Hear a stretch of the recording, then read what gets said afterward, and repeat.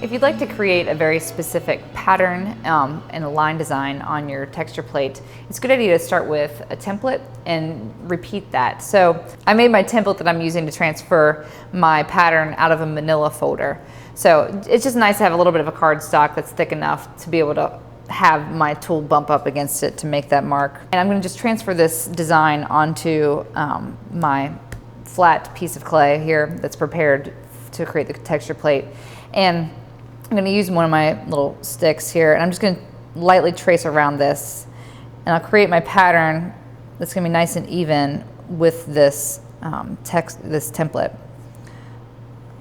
So I'm going to trace around this and just shift it, and think about, you know, how close do I want this together? What kind of interesting negative space am I going to create between the shapes? And I think I'm actually not going to have them exactly touching. I'm going to have a little bit of space between, because I like that shape that's created with that.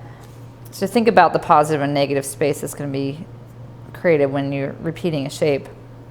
If you want to make sure that you've got this exactly in a grid pattern and you're really specific about that, you can take a small paintbrush with some food coloring and draw a grid on here with that that can dictate exactly where you place your shapes if you want to be that specific about it.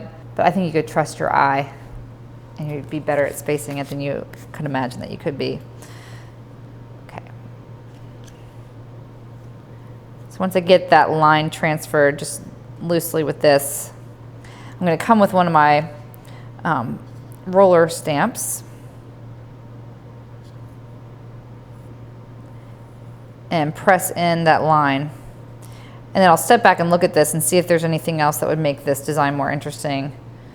And you don't want to make line marks shapes that are too small, because it's hard to make a good turn with this. You know, the bigger this is, the harder it's going to be able to make a turn. So if these graphic patterns get too small, you're going to have a hard time having successful marks with your roller tool. So you either need to have a smaller roller stamp or a slightly bigger pattern that you're trying to transfer on here.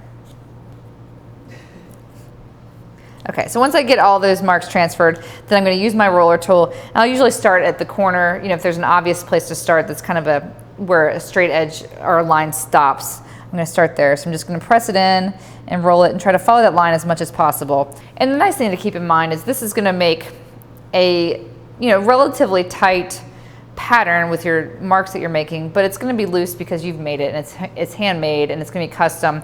So it's not going to be absolutely perfect. So I'll just take my time and literally follow all these lines.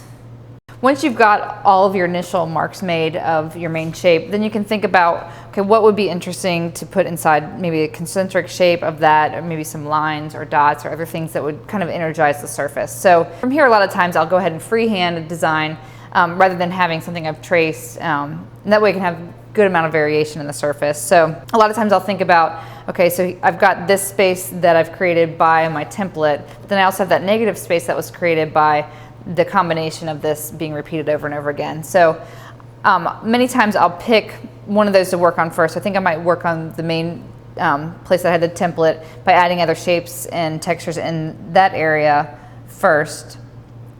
And then after I get that done, I'll often determine whether or not it seems like it needs more texture. I have a tendency to think more is more when it comes to texture and design, but it's also good to have a place for the eye to rest too. So it's good to kind of have a combination of something that's a little bit more textured and have a place where it's got a little bit of relief. So I'm going to go ahead and put in some more shapes inside the original pattern.